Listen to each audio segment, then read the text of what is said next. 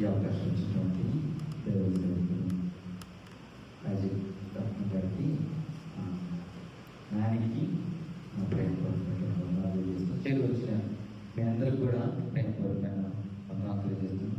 అందరూ బాగున్నారా? ఈ టైంలో ఈ సమయంలో బాగున్నామంటే ఇది నిజంగా మంచి నిద్రపోయే సమయం. ఈ సమయంలో నిజంగా దేవుని సన్నిధిలో ఉండడం, దేవుని సన్నిధిలో గడపడం చాలా ఆశీర్వాదం. ఎక్కువ వేసిస్తాం. నా మాట అర్థం అవుతుంది కదా? ఓకే. నిజంగా దేవుని సన్నిధిలో గడపడం చాలా ఆశీర్వాదం. నిజంగా తమ్ముడు నాని నన్ను ప్రేమతో ఆహ్వానించి అన్న చిన్న ప్రార్థన కూడిక రావాలి, దేవుడు వాక్యాన్ని అందించాలని తమ్ముడు కోరాడు. సరే, తమ యొక్క కోరిక మేరకు దేవుడు నాకు ఇచ్చినటువంటి అవకాశాన్ని బట్టి మేము అదికి రావడం చాలా సంతోషంగా ఉంది.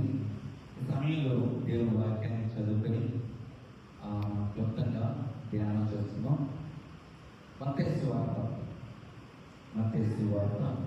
26వ అధ్యాయం. మనకందరికీ తెలిసిన వచ్చిన భాగమే. మత్తయి సువార్త 26వ అధ్యాయం 41వ వచనాన్ని నేను చదువుతున్నాను. దయచేసి చూడండి. 26వ అధ్యాయం 41వ వచనం. మీరు శోధనలో ప్రవేశించకున్నట్లు మెలకువగా ఉండి ప్రార్థన చేయుడి. చిన్న మాట ప్రార్థన చేసుకుని దేవుడి వాక్యాన్ని మనం ధ్యానం చేసుకున్నాం. ప్రార్థన. పరిశుద్ధ ప్రేమ తండ్రి, యోగం దేవ, సర్వోన్నత సర్వశక్తి మంత్రం, సకల ఆశీర్వాదాలకు ఆధారభూతమైన దేవం, జ్ఞానమైన శ్రేష్టమైన ఉన్నతమైన మహిమలిగిన మహోన్నతమైన మీ నామాన్ని బట్టి, కృప కలిగిన మీ నామాన్ని బట్టి, జీవం కలిగిన మీ నామాన్ని బట్టి నీ వాక్యాన్ని ధ్యానిస్తుండగా అయ్యా, నీ వాక్యాన్ని ధ్యానించు కావాల్సిన జ్ఞానం దయచేయడంతో ప్రార్థిస్తున్నాను. అయ్యా, నన్ను తిరుగుచాటును మరుగుపరచండి. అయ్యా, ఈ సమయంలో చేరి వచ్చిన స్థానిక సంఘ ప్రియులకు ఏ మాటలు అవసరమో ఆ మాటలు నీ దాసుడైన నా నోట నుంచి మీ నామాన్ని అందించుకోవాలి. ఆశ్చర్యకరమైనటువంటి నామాలు ప్రార్థించి స్తుతించి నీ సన్నిధిలో నీ స్వరాన్ని ఆలకిస్తున్నాం తండ్రి. ఆమేన్. పిల్లల చదువుతున్న లేఖనం మనకందరికి తెలిసిన లేఖనమే. చాలాసార్లు మనం ఇక్కడ పెద్దలు చాలామంది ఉన్నారు. నాకంటే పెద్దవాడు దేవుడి వాక్యాన్ని ఎన్నోసార్లు విన్నవాళ్ళు, అలాగే ధ్యానం చేసిన వాళ్ళు, అలాగే బోధించిన వాళ్ళు కూడా మన మధ్యలో ఉన్నారు. అయితే దేవుడు నేను అడిగాను, అయ్యా నేనేం చెప్పాలి, నేనేం చెప్పాలని దేవుడిని అడిగినప్పుడు దేవుడు నాకు బయలుపరిచిన కొన్ని విషయాలు. ఏంటి ఆ విషయాలంటే, నాకు బ్రదర్లో పాడబడు ప్రార్థనలనే పైన దేవుడు నాకు ఇచ్చినటువంటి ఆలోచన ఏంటంటే, ప్రార్థన వల్ల కలిగే ప్రయోజనం. ప్రార్థన వల్ల ప్రయోజనం ఉందా? ఏం ప్రయోజనం? ఇంకోటి, ఇప్పుడు నేను చెప్తాను అనుకోండి, మీరు వింటా ఉంటారు.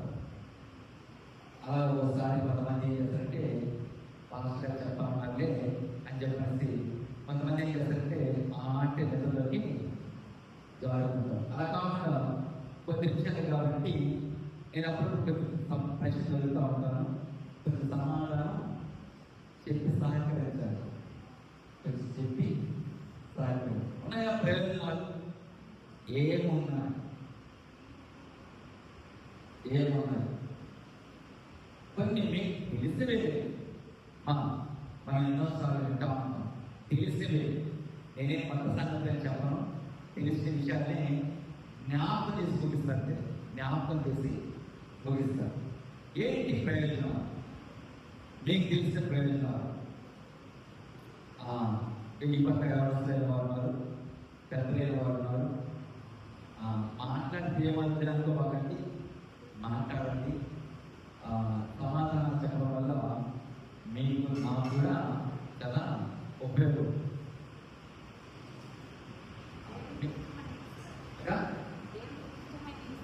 ఇష్టమైనవి ఇస్తాడు. ఓకే, మంచిది. అక్కడి నుంచి మనం అడిగితే ఆయనకి ఇష్టమైనవి ఇస్తాడు. ఇంకా చెప్పినాడు చెప్పకూడదు, చెప్పాలి చెప్పాలి. చెప్పండి. ఇంకా ఏంటి ప్రార్థన వల్ల ప్రయోజనాలు ఏంటి? ఒకటి, ఇష్టమైనవి ఇస్తాడు. ఆయనకి ఇష్టమైనవి, మనకి ఇష్టమైనవి కాదు. ఓకే, తర్వాత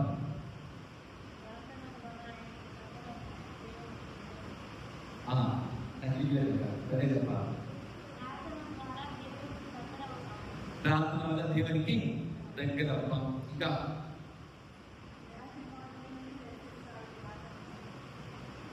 ఇంకా ఇంకా గుర్తు చేసుకోండి. ఇంకా ఇప్పటి సవాలు అన్నీ ఇప్పటి నుంచే వస్తాయి. ఇప్పటి సవాలు చెప్పాలి. ఏంటి ప్రార్థన వల్ల ప్రయోజనం?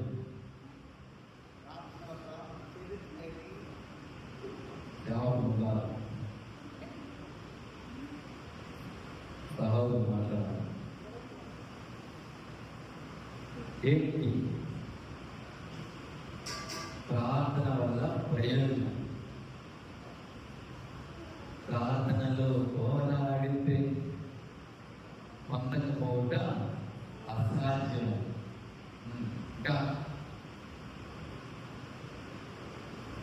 మా చర్చిలో బాబు పాట పాడుతూ ఉంటారు. ప్రార్థన పాట చాలా బాగుంటుంది.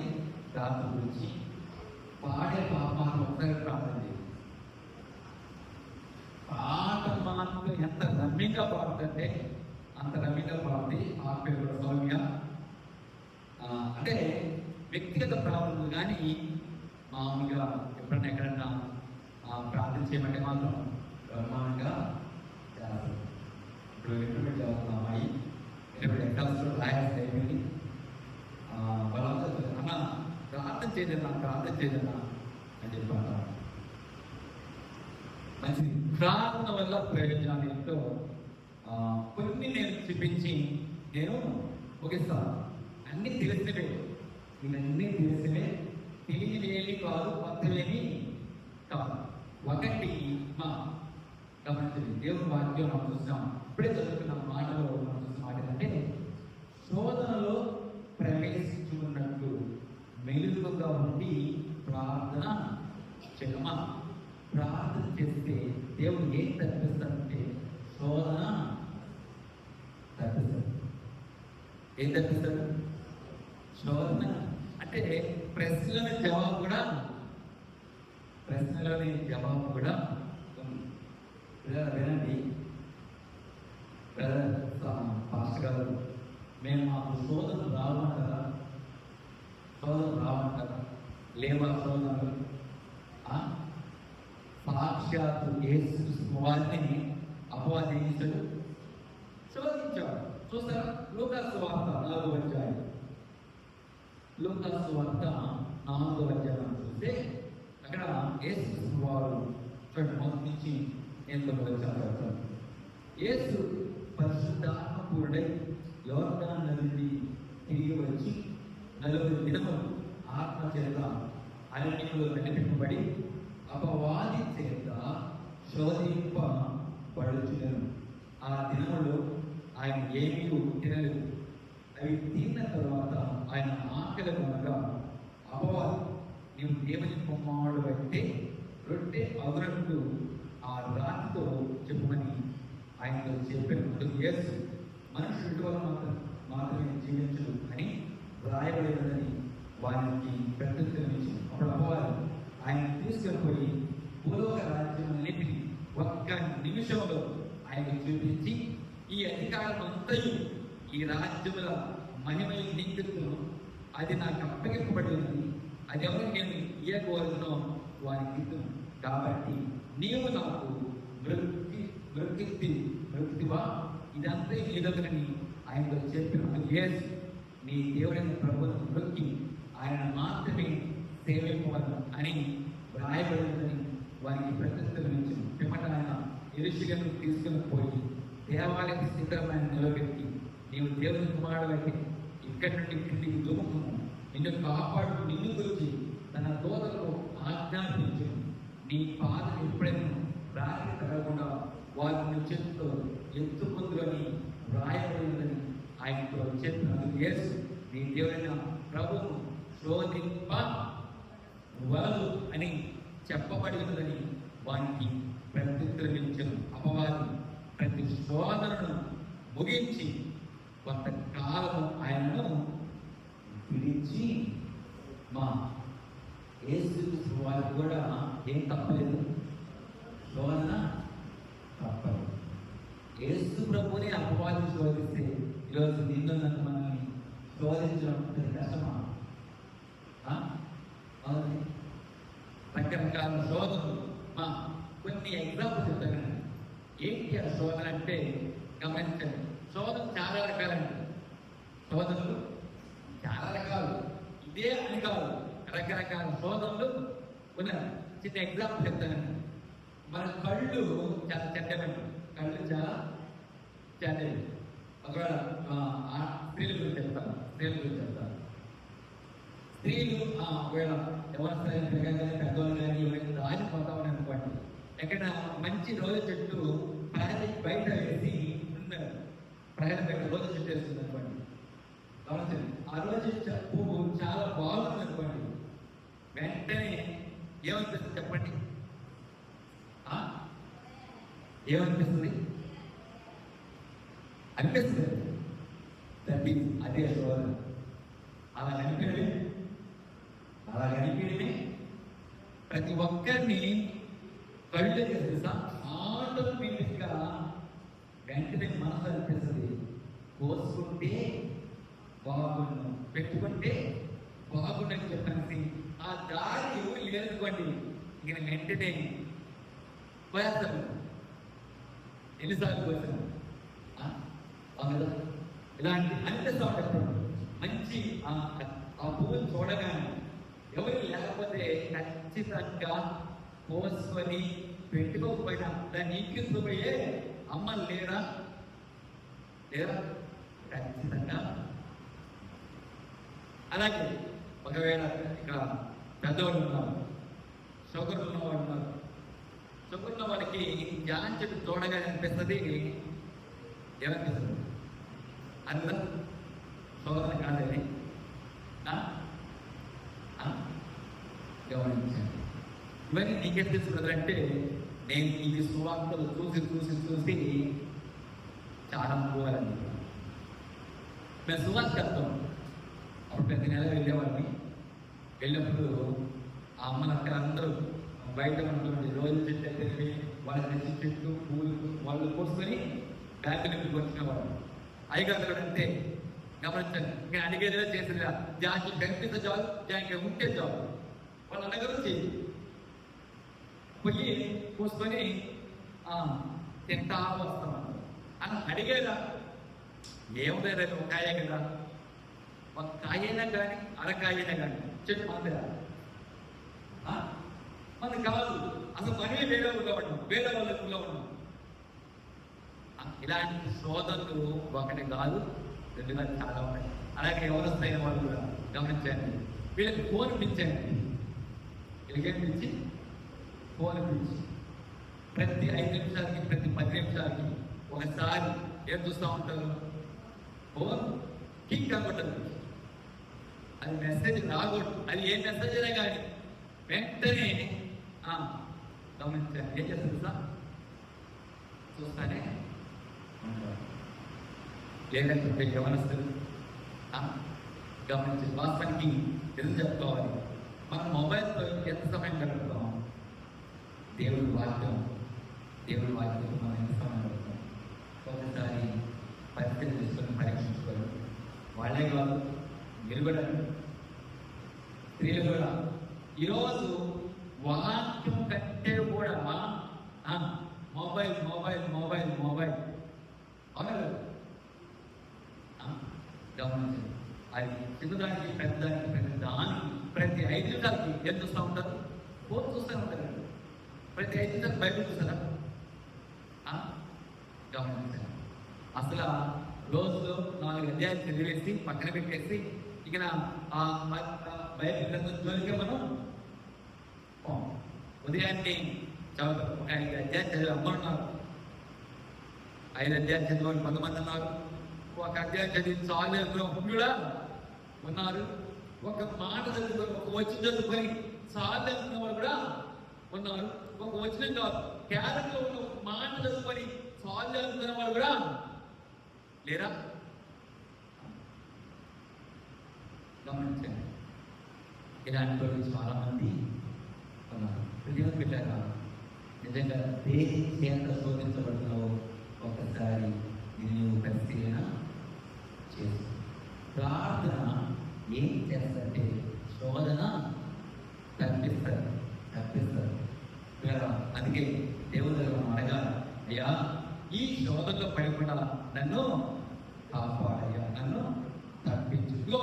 ఈ ఫోను అనే శోధన, ఇది ఫలానా ఈ శోధనలో నేను పడిపోకుండా, నేను జారిపోకుండా అయ్యా నన్ను కాపాడయ్యా అంటే ఆయన ఏం చేస్తుందా? ఆ శోధన నుంచి దేవుడిని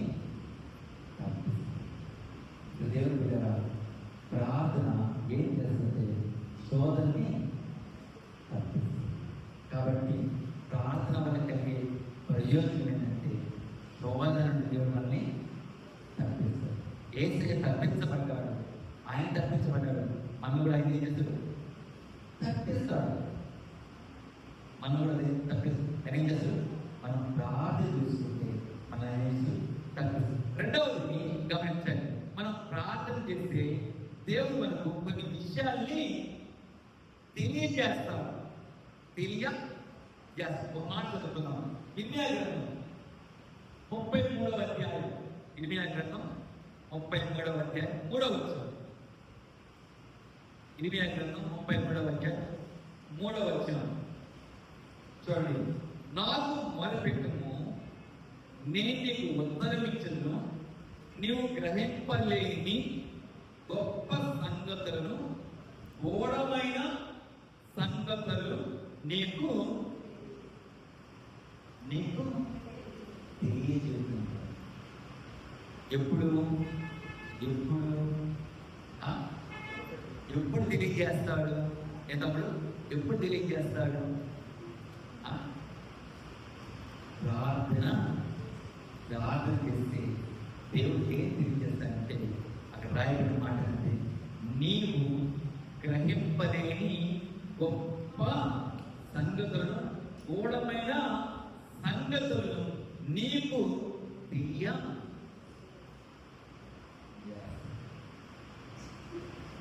వినండి.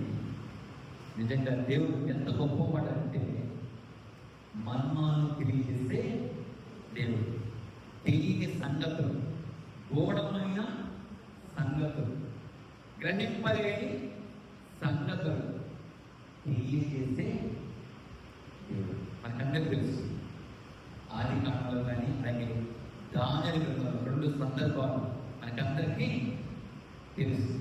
దానియేలు గ్రంథం 2వ అధ్యాయంలో రాజుగారు కలను ఏం చేశారు? మర్చిపోయాడు.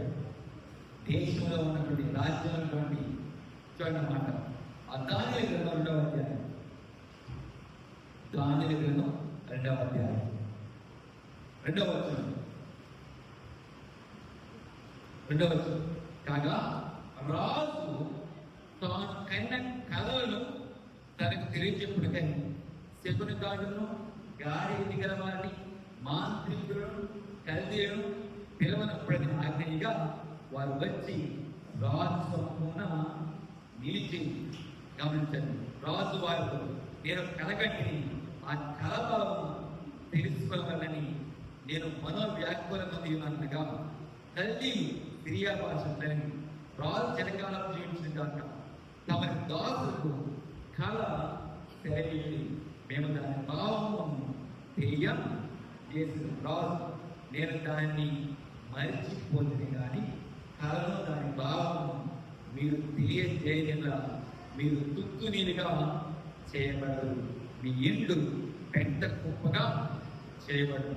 కళను దాని భావము తెలియజేసేలా దాని బహుమానులు మహాగంధులు నా సముఖంలో నందులు కనుక కళను దాని భావము తెలియజేయక వారు రాజు ఎక్కడండి చెప్పారు. ఎవరికైనా అది సాధ్యమేనా? ఎవరైనా చెప్పగలరా? వాళ్ళు అన్నారు ఒక మాట, చూడండి ఒక మాట చూడండి 10వ వచనం. వాళ్ళ అందుకు తల్లి ఇలా ప్రతిష్ఠించి భూమి మీద ఏ మనుషులను రాజు అడిగిన సంగతి చెప్పజాడు. ఏ చక్రవర్తి అధికారి శిబిరగాని కవిస్తున్నాం ఈ సంగతి విచారించదు. 10వ వచనం. రాజు విచారణ సంగతి బహు అసాధారణమైన దేవతలు కాక మరి ఎవరు ఈ సంగతి తెలియ చెప్పజారు. దేవతల నివాసము శరీరుల మధ్య ఉండవు కదా. నిజమే కదండి, వాళ్ళు ఏమైనా అబద్ధం చెప్పారా? వాళ్ళు నిజమే చెప్పారు. ఇది అసాధ్యం, ఇది ఎవరు చెప్పలేరు.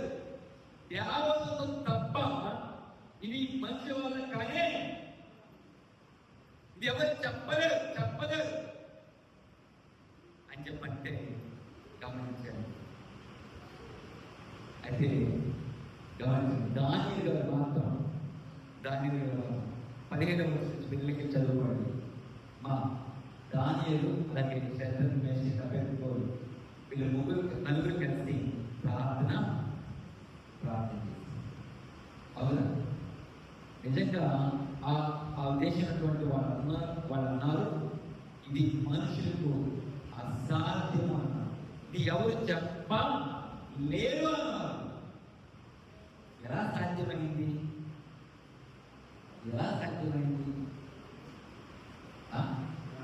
ప్రార్థన వల్లనే సాధ్యం, వేరే దేశం అనేది సాధ్యం కాదు. అనుకోవచ్చు. పుస్తకాలు తిరిగేసిన, ఎన్ని గ్రంథాలు తిరిగేసిన ఎక్కడ తెలుస్తుందా? తెలియదు. రాజుగారి కళ చెప్పాలంటే ఎవరి వల్ల అవుతుంది? ఎవరి వల్ల? కానీ ఎలా సాధ్యమంటే ప్రార్థన అనేది మనల్ని ఒకటి ప్రార్థన ఏం చేస్తుంటే శోధన తప్పిస్తుంది. రెండవది ప్రార్థన ఏం చెప్తుందంటే మర్మాలను తెలియజేస్తుంది. ఎవరికి తెలియని విషయాలను దేవుడు ఏం చేస్తుంది? ప్రార్థనలో తెలియజేస్తుంది. రెండవది మా దేవుడు వాక్యం చదువుల వాళ్ళు కూడా అనేక సంగతులు దేవుడు ఏం చేస్తారు? తెలియజేస్తారు. ఒకటి ప్రార్థన ద్వారా తెలియజేస్తాడు.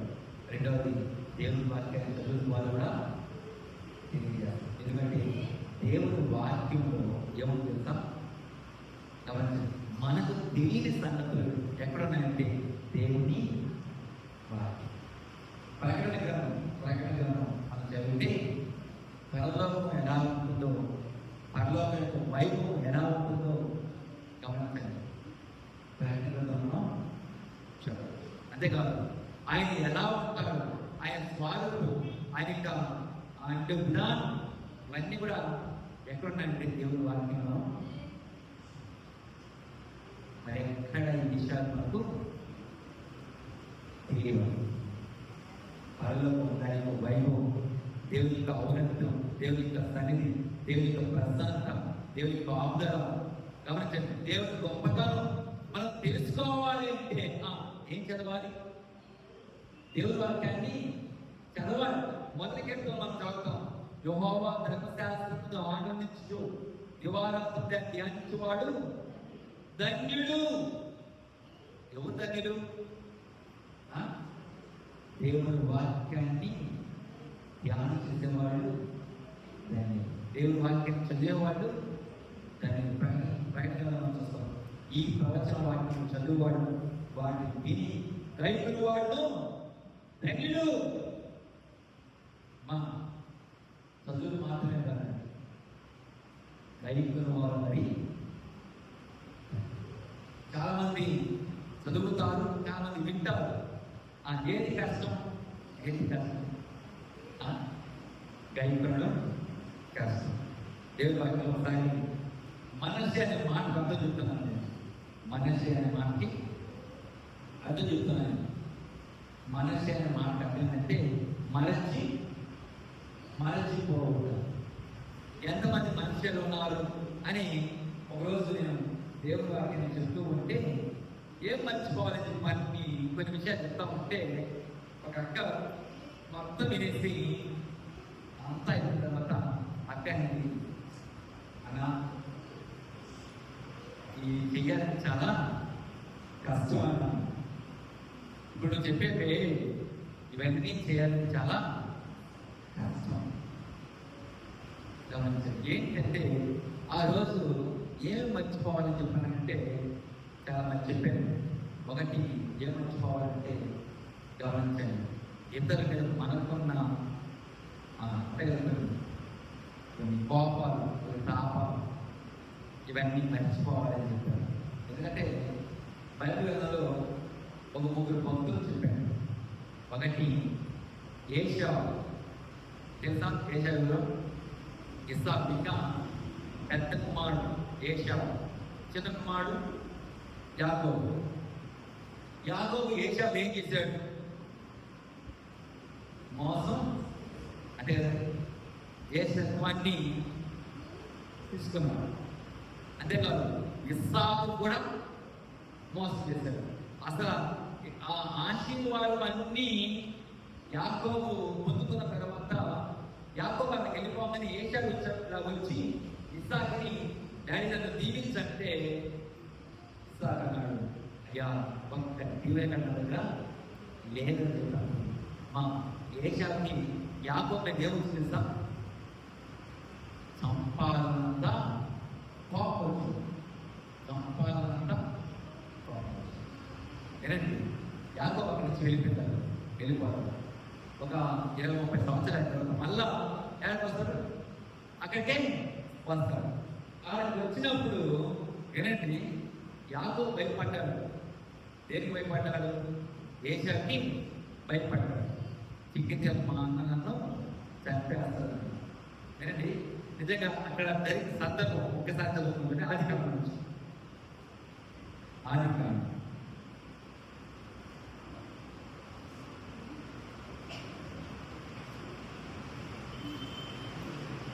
ఆదికాండంలో ఒక మాట చూస్తుంది. ఆదికాండంలో ఏశావు 33వ అధ్యాయం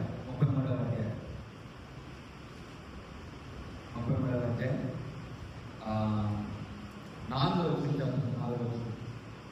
అప్పుడు ఏశావు అతన్ని ఎదుర్కొని పరిగెత్తి అతన్ని కౌగిలించుకొని అతని మెడ మీద పడి ముద్దు పెట్టుకొని వారిద్దరు కన్నీరు విడిచి ఏశావు కళ్ళెత్తి ఆ స్త్రీలను, పిల్లలను చూసి వీరిని ఏమి కావాలని అడిగినందుకు అతడు వీరు దేవుడిని సేవకు దయచేసిన పేరేని చెప్పి అప్పుడు ఆ దాసీలను వారి పిల్లల దగ్గరికి వచ్చి సాగిపడి, లేనాయు ఆమె పిల్లల దగ్గరికి వచ్చి సాగిపడి, ఆ తర్వాత ఏసేపు రాయల దగ్గరికి వచ్చి సాగిపడి, ఏసావు నాకు ఎదురుగా వచ్చిన ఆ గుంపంతయు ఎందుకని వెనక అతడు నా ప్రభు కటాక్షము నా మీద వచ్చికని చెప్పినప్పుడు ఏశావు, సహోదరుడా నాకు కావలసినంత ఉంది, మీరు నీవే ఉంచుకోమని చెప్పాను.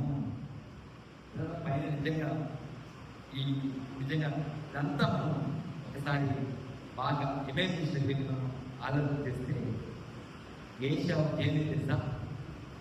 కోపం లేదా ఏం మర్చిపోయి తెలుసా? తమ్ముడు చేసిన మోసం మర్చిపోయాడు. తమ్ముడి మీద కోపం కూడా మర్చిపోయాడు. ఏం మర్చిపోవాలి? ఒకవేళ నేను ఎవరైనా మోసం చేస్తుంటే ఎవరైనా ఇది ఇబ్బంది పెట్టుంటే ఏం మర్చిపోవాలి? వారి పెట్టిన ఇబ్బందిని మర్చిపోవాలి, వారు చేసిన మోసం కూడా మర్చిపోవాలని నేను చెప్తే ఆ రోజు అన్న నిజంగా చాలా కష్టం. అలాగే ఇదే ఆయన కాలంలో ఏసేపు మీద అన్నారు ఏం చేశారు? పగబట్టిని మరింత పగబట్టి ఎక్కడ వేశారు? గుంటలో వేసారు. అయిపోయింది. గుంటలో చాలా పైకెత్తారు. ఫిలిస్తీయులకి అమ్మేశారు. కాబట్టి ఎక్కడ ఐగుప్తుకి వెళ్ళిపోయారు. వినండి, కణాల్లో కరువు వచ్చిందంట. కణాల్లో ఏమొచ్చింది? కరువు వచ్చింది. అప్పుడు ఎక్కడికి రావాల్సిన వాళ్ళు? ఐగుప్తు దేశానికి రావాల్సింది. ఐగుప్తు దేశం అంటే ఐగుప్తు దేశంలో అసలు ధాన్యం అమ్మేది అసలు ఏసేపే ధాన్యం. మా వినండి, వాళ్ళు వచ్చి నమస్కారం చేయగానే ఏసేపు వాళ్ళు గుర్తుపెట్టారు, కానీ వాళ్ళు ఏసేపుని గుర్తుపట్టారు. తర్వాత కొంత సమయం జరిగిన తర్వాత, కొన్ని దినాలు జరిగిన తర్వాత తమ్ముడు అంటాడు, అన్న ఇంకా 10 సంవత్సరాలు, ఇంకా 5 సంవత్సరాలు ఉన్నాయి, కాబట్టి మీరందరికీ వచ్చేయండి, నేను మళ్ళీ ఏం చేస్తాను? పోషిస్తాను, మీరు ఇక్కడే ఉండు అని చెప్పేసి ఏసేపు అన్నలు చేసినటువంటి ద్రోహాన్ని మర్చిపోయి అన్నల్ని ప్రేమించిన ఏసేపు ఏం మర్చిపోవాలి? ద్రోహాన్ని మర్చిపోవాలి. అలా చెప్తుంటే నిజంగా ఏది కష్టం అంటే వాక్యాన్ని గైకొనడం. ఇవన్నీ చెప్పారంటే గైకొనడం చదవడం సులభమే, బోధించడం కూడా సులభమే. తాతను అనుకుంటాడు, గమనించి చదవడం వల్ల బోధించడం వల్ల వాడికి ఏమీ గమనించడం ఇబ్బంది లేదు. కానీ ఎప్పుడు ఇబ్బంది అంటే దేవుని వాక్యాన్ని చదివిన వాక్యాన్ని గైకొన్నప్పుడు తాతానికి చాలా ఇలా వినండి. నిజంగా దేవుని వాక్యం చదివితే అనేక సంగతులు పిల్లలకు తెలియజేస్తారు. గమనించండి, మనల్ని అసలు ఆయన రూపులో మార్చబడాలి అంటే మనం ఏం చేసేవాళ్ళగా ఉండాలంటే, ఒకటి ప్రార్థన చేసేవాళ్ళగా ఉండాలి, రెండోది వాక్యాన్ని చదివేవాళ్ళగా ఉండాలి. ఇవి రెండు పక్షికున్న రెక్కలు లాంటి వాళ్ళు. ఏవి రెండు? ప్రార్థన, వాక్యం. రెండు రెక్కలు లాంటివి. అమ్మా, ఏ రెక్క వీక్ అయినా ఏమో చెప్పండి, ఎగరగలరా? ఎగరగలరా? బ్రదర్, నేను ఎక్కువ ప్రార్థన చేస్తాను, నేను బైబిల్ అంతా చదవని అంటున్నాను. వాడు ఏమైనట్టు? ఒక రెక్క బలహీన. రెండు సమపాలుగా ఉంటేనే గమనించి పక్షి వేగంగా పైకి రెండు రెక్కలు లాంటివండి. ఇంకోటి ఇలాగ రెక్కలు ఇవ్వండి, రెండు చేతులు అనుకో, రెండు కాళ్ళు అనుకుందాం. ఈ రెండు ప్రార్థన ప్లస్ వాక్యం. ఎలాంటివి? రెండు చేతులు లాంటివి. రెండు చేతులు ఈక్వల్ ఉన్నాయి లేదా? ప్రతి ఒక్కరిని చూసుకోండి, గమనించండి. ఈ చెయ్యంత ఈ చెయ్యడం అంటే ఈ కాలు ఎంత ఈ కాలుగా అంటే ఏదైనా ఒకటి వీక్గా ఉంది అప్పటి ఏమవుతుంది తెలుసా? ఒకవేళ ఈ చెయ్యి కొంచెం పొట్టిగా ఉండదు పడి చూడడానికి ఎలా ఉన్నది? అంతే. అప్పుడు అంటారు అన్నారు హ్యాండిక్యాప్, వికలాంగులు. కాబట్టి మనం ప్రార్థన వాక్యం ఎలా ఉండాలంటే బ్యాలెన్స్గా ఉండాలి. ప్రార్థన చేయాలి, వాక్యం కూడా చదవాలి, ధ్యానం తీసుకోవాలట. అప్పుడు దేవుడు ఏం చేస్తాడంటే అనేక సంగతులు దేవుడు నీకు అనేక సంగతులు తెలియాలి అంటే నువ్వేం చేయాలి? ప్రార్థించేదానిగా ఉండాలి, వాక్యాన్ని చదివేదానిగా ఉండాలి. గమనించండి, 119వ కీర్తనలో ఒక మాట ఉంది. 9వ వచనం, యౌవనస్తులు దేని చేత అర్థని శుద్ధి చేసుకుని చదువుతారంట. చూడండి, కీర్తన గ్రంథం 119వ కీర్తన 119వ కీర్తనలో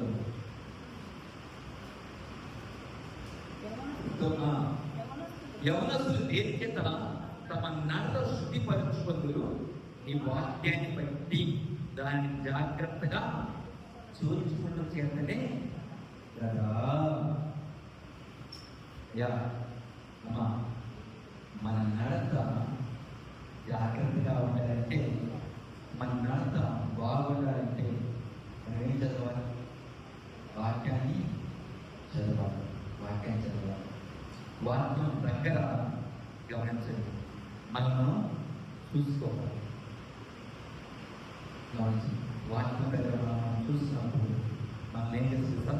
దేవుడు శుద్ధి చేస్తాం. కాబట్టి గ్రహింపలేని గోడమైన సంగతులను దేవుడు ఎవరికి తెలియజేయాలంటే ప్రార్థించేవారికి. ప్రార్థన ఒకటి శోధన తప్పిస్తుంది, రెండవది ప్రార్థన గ్రహింపలేని గోడమైన సంగతుల్ని తెలియజేస్తుంది, మూడవది ప్రార్థన ఏం చేస్తుందా? నెమ్మదిస్తుంది. మనకందరూ తెలుసు, సమయం అన్నా చిరకు ప్రార్థన దగ్గరికి వెళ్ళేటప్పుడు ఎలా వెళుతుంది తెలుసా? దుఃఖాక్రాంతురాలుగా వెళ్ళేది. ఎలా వెళ్ళింది? వేదనతో వెళ్ళింది, బాధతో వెళ్ళింది.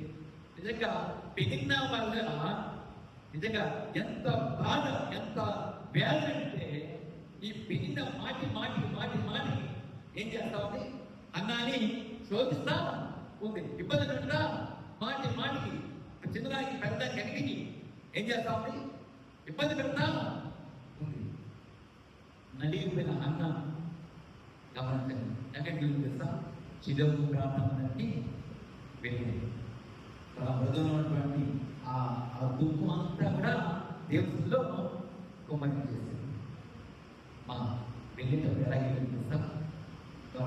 రాయబడిన ఒక మాట నాట నుండి సమయంలో మొదటి గ్రంథం మొదటి సమయంలో మొదటి గ్రంథం మొదటి 22వ వచనం చూడండి. అయితే దాని పైన పంచుదలుచు అని అతనితో నీ సేవకురాలు నేను నీ దృష్టికి కాక నేను తర్వాత రాసి తన దారి వెళ్ళిపోయి భోజనం చేయొచ్చు నాడు నుండి దుఃఖముక్కనుట మానేను. నాట నుండి ఏ నాటి నుండి? ఆ శిలవు ప్రార్థన మందిరంలో తన హృదయాన్ని కుమ్మరించిన నాట నుండి, తన వేదన తెలియజేసిన నాట నుండి. ఈరోజు ఒకవేళ ఈ ఉపవాస ప్రాంతంలో ఎవరైనా భారంతో వచ్చారేమో, వేదనతో వచ్చారేమో, దుఃఖములో వచ్చారేమో, దేవుడు నాడు గమనించండి, మీ దుఃఖానికి ప్రతిగా ఏమిస్తాను? సంతోషాన్ని. ఒకవేళ ఇబ్బందిలో వచ్చేమో, కష్టంలో ఉన్నామేమో, గమనించండి, నువ్వు ఎక్కడికి వచ్చావంటే దేవుడి సన్నిధికి. దేవుడి వాక్యము మానవ నీ భారము యెహోవా మీద మోపు. ఈ రాత్రి సమయంలో మన భారాన్ని ఎవరి మీద మోపాలి? మన వేదన, మనకున్న సమస్య, అది ఏదైనా సరే, ఏ సమస్య అని కావచ్చు, ఏ ఇరుకని కావచ్చు, ఏ ఇబ్బంది అని కావచ్చు, గమనించండి. ఎలా చేయాలి తెలుసా? గమనించండి, ఆయన ఎందుకు వచ్చేవాడు, ఆయన ఉన్నాడని, తను వెతుకు వారికి ఫలం దయచేవాడని నమ్మి ఆయన తండ్రికి రావాలి. అలాగే అడిగే ప్రతి భక్తులు ఎలా అడిగారు తెలుసా? విశ్వాసంతో వినండి. ఆలస్యం కావచ్చు, అడిగింది మాత్రం ఇవ్వకుండా పోయేవాడు. కానీ ఒకవేళ ఆలస్యం ప్రాంతంలో గమనించాను, కొన్ని వెంటనే జరుగుతాయి, కొన్ని ఆలస్యంగా జరుగుతాయి. జరగడం మాత్రం అంటే ఎలా ఎప్పుడంటే ఆయనకి ఇష్టమైనప్పుడు ఆ కార్యాన్ని ఖచ్చితంగా నువ్వు అడిగి ఏది కూడా వృధాగా ఆయన తనలో ఏదైతే నువ్వు అడుగుతావు, అయ్యా నాకు ఇది కావాలి అని నువ్వు అడిగినప్పుడు మా కోటి ఒకవేళ యాదవ్ అంటాడు, మీరు ఎలా అడగాలంటే చూడండి, ఒకవేళ ఎలా అడుగుతున్నారో మాట్లాడుతున్నారు యాదవ్ పత్రిక మీ భోగించిన నిమిత్తం యాదవ్ రాసిబట్టి పత్రికలు 2 మాటలు చూపించి నేను అడుగు చూపించి నేను బోధిస్తాను. ఇప్పుడు 2 మాటలు చూపించాడు యాదవ్ రాసిబట్టి పత్రికలు వచ్చి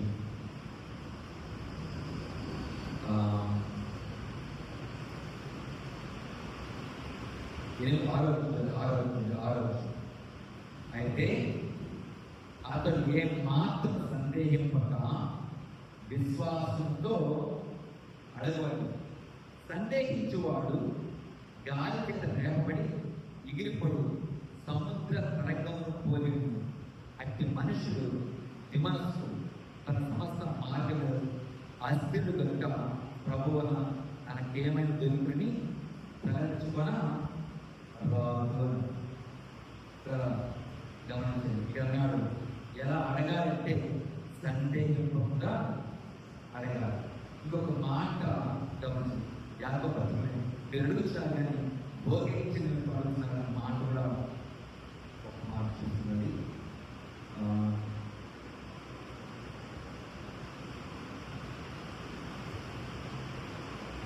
మొదటి అధ్యాయాన్ని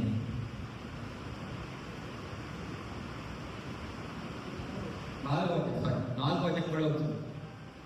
4వ అధ్యాయం కూడా అవుతుంది. మీ అడిగినను భోగముల నిమిత్తము వినియోగించుకై దురుద్దేశంతో అడుగుతులు కనుక మీకేమీ ఏం చెప్తుందంట దొరుకుతా లేదు. ఎలా అడగాలంటే సందేహించకుండా అడగాలి. ఎలా అడగాలంటే దురుద్దేశంతో అడగకూడదు, భోగించిన నిమిత్తం అడగకూడదు. అడిగేది ఎలా అడగాలంట విశ్వాసంతో అడగాలి. అయ్యా నీకు నీ ఇష్టానుసారంగా నీకు ఏది ఇష్టమో దాన్ని జరిగించమని మనం అడిగినప్పుడు దేవుడు ఖచ్చితంగా వినండి. నిజంగా అన్న దేవుడిని అడిగి దేవుడు అన్నకి ప్రార్థన యోగం తెలుసా, నెమ్మది నీ హృదయంలో ఉన్నటువంటి ఆ భారం, ఆ వేదన అని దేవుడు అన్నాడు. పేతురు పత్రికలో మీ చిత్తాయాలు కొందరు మాట పేతురు రాసినటువంటి మొదటి పత్రిక గమనించండి. పేతురు రాసినటువంటి పత్రికలో మొదటి పత్రికలో ఆయన 5వ అధ్యాయం 6వ చదువుతున్నాను.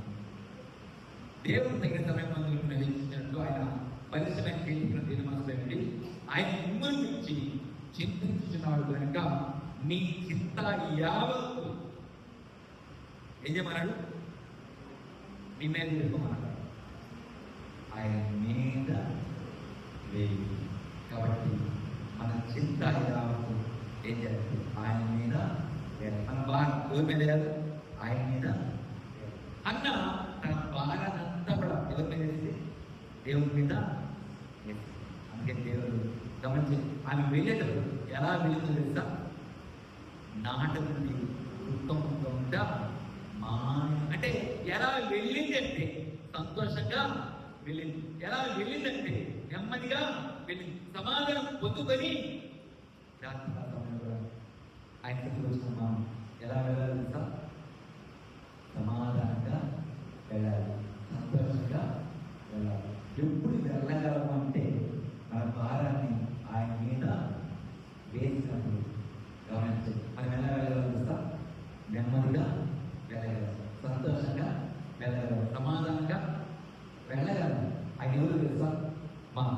అడుగు వారికి తప్పకుండా చూడాలి. అందుకే మనం చూస్తున్నాం మత్తయి సువార్తలో అడుగుని మీకు ఇయ్యబడు. అడగమన్నాడు, మనం అడిగేవాళ్ళంగా ఉండాలి. యోహాను సువార్త 14:14 మనం చూస్తాం, నా నాన్న మీరు నన్ను అడిగినా నేను చేస్తానన్నా చేయను. అంటే అలాగే అడిగే మనం ఎలా అడగాలి? రోమపత్రిక 12 పట్టుదలతో అడగా. లూకాసు సువార్త 18వ అధ్యాయంలో గమనించండి, విసుగా అడగా. అలాగే తెస్సలోనికీయులకు మొదటి పత్రిక 5వ అధ్యాయం 15వ వచనంలో ఎడతెగక అడిగే మనం ఎలా అడగాలంటే పట్టుదలతో అడగాలి. అడిగే మనం ఎలా అడగాలి? విసుగగా పొందుకునే వరకు అయితే వరకు విసుగగా మనం అడగాలి. అడిగే మనం ఎలా అడగాలి? ఎడతెగక ప్రతిరోజు అడిగే వాళ్ళగా అవునండి. చిన్నపిల్లలు చిన్న ఎగ్జాంపుల్ నాకు చెప్పిన సమయం అయిపోయింది. చిన్నపిల్లలు ఒక్కోసారి మన అడుగుతారు, మా అప్ప కావాలి అలాగే పెళ్ళి మోగించాలనుకోండి, వెంటనే వచ్చేస్తారు 5 వచ్చిందండి. అందులో పని చేసుకుంటా లేకపోతే అన్నాం అనుకోండి, ఇచ్చిందాకా చూసి తింటేనే పంపుతారు, ఇచ్చిందాకా తింటేనే కొడతారు.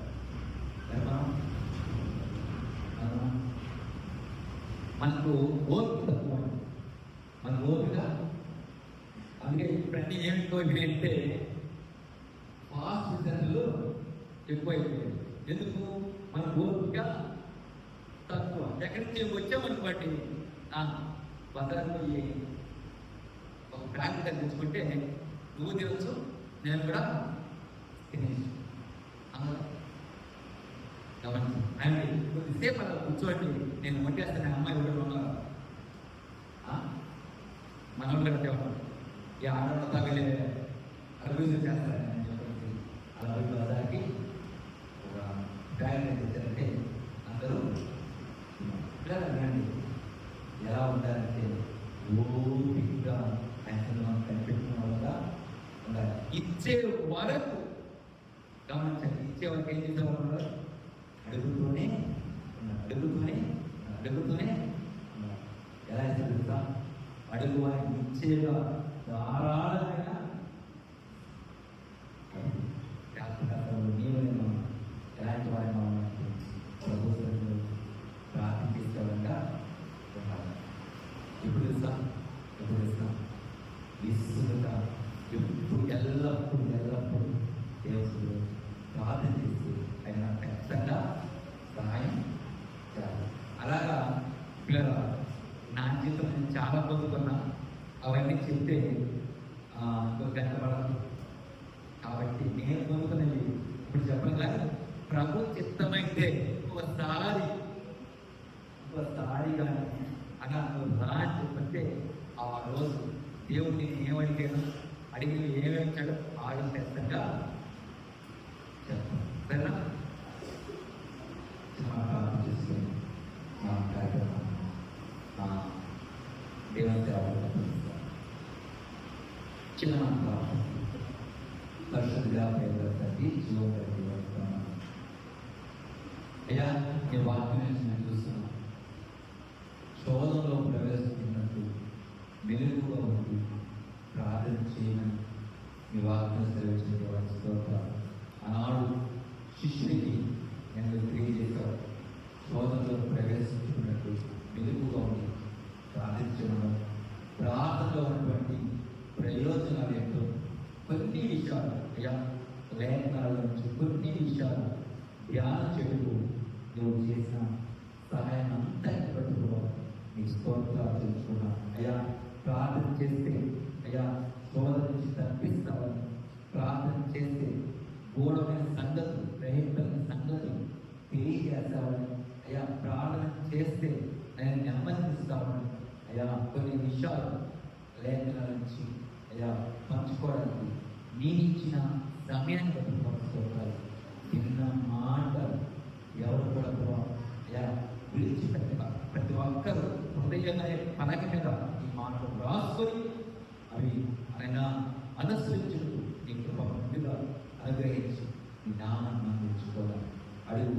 కంటే ఊహించుకోవడం కంటే అత్యధిక మేలు తెచ్చు ఏసయ్య విలువైన నామం, శక్తి కన్నాము, ప్రభావం కన్నాము, ప్రార్థించి స్తుతించి అడిగినవన్నీ పొందుతున్నాం తండ్రి. ఆమేన్. అందరికీ ఇంతవరకు బట్టి మరి చక్కని వర్తమానాన్ని దాసులు రవీంద్ర గారు అందించిన విధానం బట్టి దేవుడికి స్తోత్రాలు. మరి చెప్పిన రీతిగా ప్రార్థనలు ప్రభువుని అడిగేవారిగా, ప్రభువుని అడిగినప్పుడు మరి ప్రార్థించినప్పుడు ఆయన మన దూరమైన సంగతులు తెలిపించేవాడిగా ఉంటున్నాడు. అలాగే మన శోధనలు తప్పించేవాడిగా ఉంటున్నాడు. ఇంకా అనేకమైన శ్రమ నుండి ప్రభువు మనను నడిపించేవాడిగా ఉంటున్నాడు. అనుకున్న వాళ్ళ అందరం కూడా దేవుడి సన్నిధికి వచ్చినప్పుడు మనం ప్రార్థించినప్పుడు లేదు ఉపవాసం చేయనప్పుడు దేవుడు మనం దయచేసి ఉన్నాడని మనం ప్రార్థన చేయాలి. ఆ రీతిగా ప్రభు అందరి ప్రార్థనలు తగిన జవాబులు దేవుడు దయచేసిందని విశ్వాసం ముందుకు సాగుదా. ప్రత్యేకించి సమయంలో దేవుడు వాక్యం అందించిన ప్రియులు రెండో వందనాలు, అలాగే వర్తపడిన వందనాలు. మరి దయచేసి ప్రార్థన మరి అన్న పరిచయం కొరకు, అలాగే వారి ఉంటున్న కుటుంబం కొరకు ఏదైతే దేవుడు బలంగా వాడుకుంటున్నాడో ఆ పరిచయం కొరకు ఇతర ప్రాంతంలో జ్ఞాపకం చేసుకుంటారు. ఆ రీతిగా మన దేవుడు మహిమపరచగా అడగానే అది రావడం జరిగింది. అది ఎంతో బిజీగా ఉంటారు పరిచయాలు అది రాకపోవడం. కాబట్టి ప్రేమించి ఇది నడిపించడానికి దేవుని స్తోత్రాలు అనగా వందనాలు. మరి సమయంలో అది రుచి కూడా కలిసి మరి ఇంకా మనం వెనకబడ్డారు.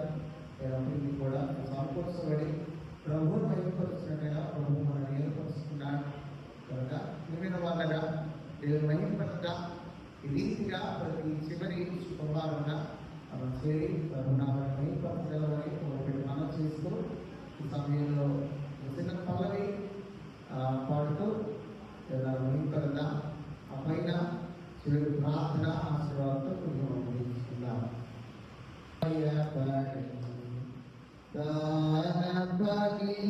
దానపగిసుకొని మనకై మనకింత వరకు సహాయపడి దానపగిసుకొని మనకై మనలా నడిపెను సుఖముగను మనలా నడిపెను సుఖముగను తనదు సాధ్యము నేర్పించి తను పాపల కాచెన్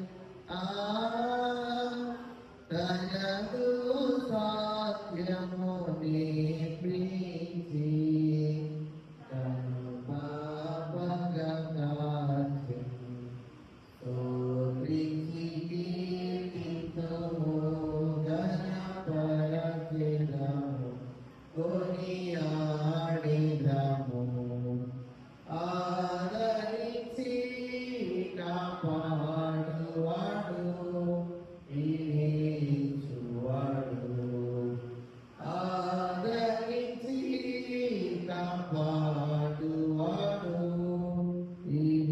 ఈచువాడు స్తోత్రించి కీర్తింతుము. స్వామిలో పెద్దలు జగాలప్పుడు గారు ప్రార్థన చేస్తారు.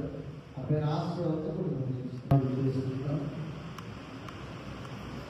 మమ్మల్ని విలువగా ప్రేమించిన మా ప్రియతలు తండ్రి, ఈ పరిశుద్ధ పాదములకి చేసుకుంటున్నాం ప్రభావ.